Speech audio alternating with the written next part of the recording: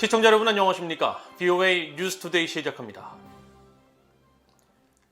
북한은 아직 미국을 위협할 수 있는 핵탄두 탑재 대륙간 탄도미사일 역량을 가지지 않았다고 제이크 설리번 백악관 국가안보 보좌관이 밝혔습니다. 또 린다 토머스 그린필드 유엔 주재 미국 대사는 중국이 안보리 상임이사국으로서 책임 있는 자세를 보여 ICBM을 발사한 북한에 책임을 추궁해야 한다고 말했습니다. 첫 소식 조은정 기자가 보도합니다. 제이크 설리번 백악관 국가안보 보좌관은 북한이 핵무기 개발을 지속할 것이지만 미국을 타격할 수 있는 역량은 아직 없다고 평가했습니다. 설리번 보좌관은 14일 민간단체인 이코노믹 클럽과 대담해서 북한이 핵탄두를 탑재해 미국 본토를 타격할 수 있는 대륙간 탄도미사일 ICBM 역량을 가졌느냐는 질문에 이같이 답했습니다. The question of whether they can mate a nuclear warhead to an intercontinental ballistic missile, fire it, and actually have it hit a target as they would want to in the continental United States, that is something that is not yet proven. 설리번 보좌관은 또 북한의 도발과 시험 주기에 있다며 핵과 미사일 프로그램 관련 무력 시위가 계속될 것으로 전망했습니다. 그러면서 북한 문제와 관련해 영내 동맹국과 긴밀히 협력하고 있다는 점을 강조했습니다. I think you will hear more out of North Korea in terms of its efforts to advance its nuclear program and its missile program in the weeks and months ahead, and we are coordinating closely with both the outgoing and incoming ROK government, with Japan. 설리번 보좌관은 아울러 지난달 이탈리아 로마에서 중국의 양제츠 외교 담당 국무위원과 회동을 거론하며 중국과도 북한 문제를 논의하고 있다고 밝혔습니다.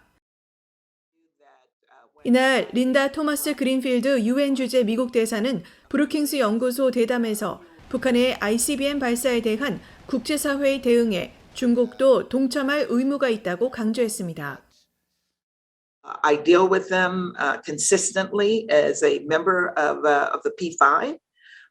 And as members of the P5, including Russia, we have a responsibility to uphold the foundational principles of the United Nations, of the Charter, and to encourage others to do the same.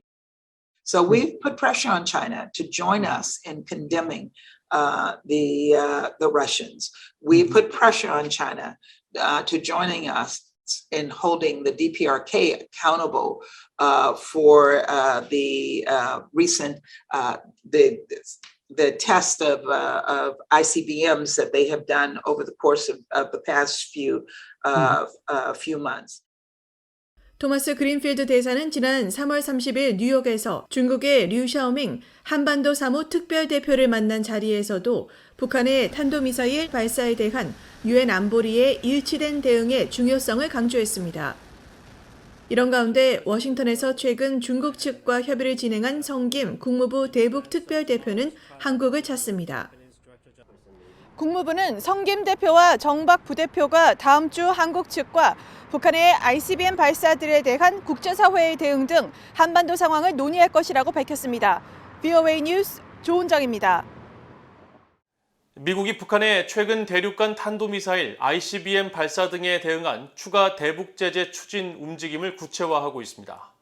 미국이 결의안 초안을 작성해 안보리 이사국들에 배포했는데 여기에는 원유와 정제유 공급 상한선을 절반으로 줄이고 담배 수출 금지와 함께 북한의 대표적인 해킹 조직도 제재하는 방안 등이 포함되었습니다.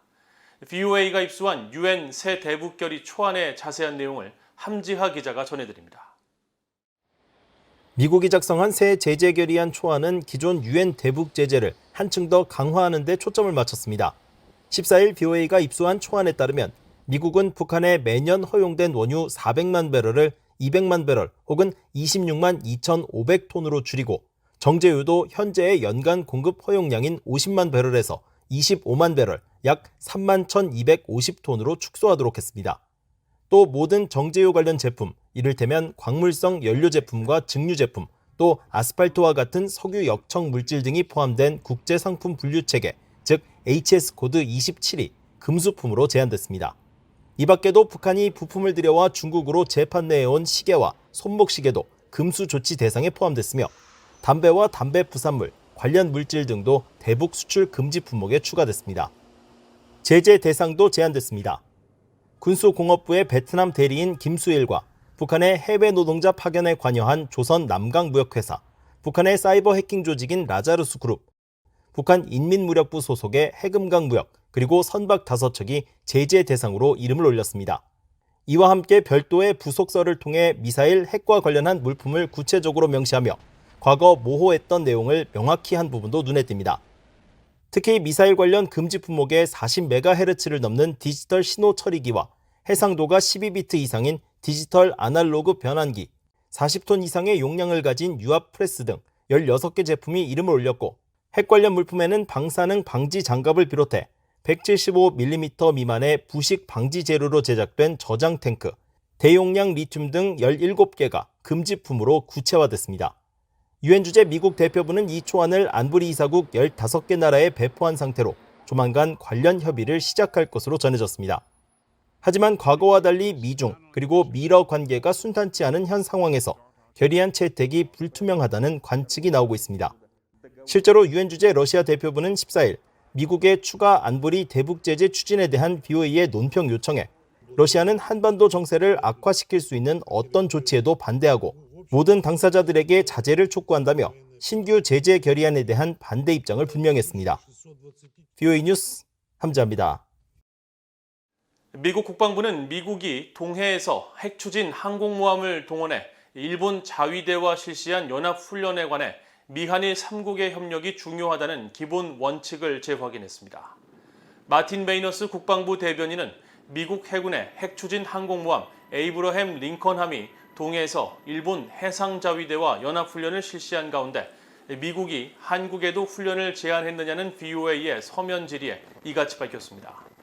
그러면서 지난해 12월 서울에서 개최된 미한 안보협의회에서 밝혔듯이 로이드 오스틴 국방장관과 서욱 한국 국방장관은 미한일 3국 안보협력이 영내 안정에 매우 중요하다고 평가하고 3국의 방위 협력을 지속해 나가기로 약속했다고 강조했습니다.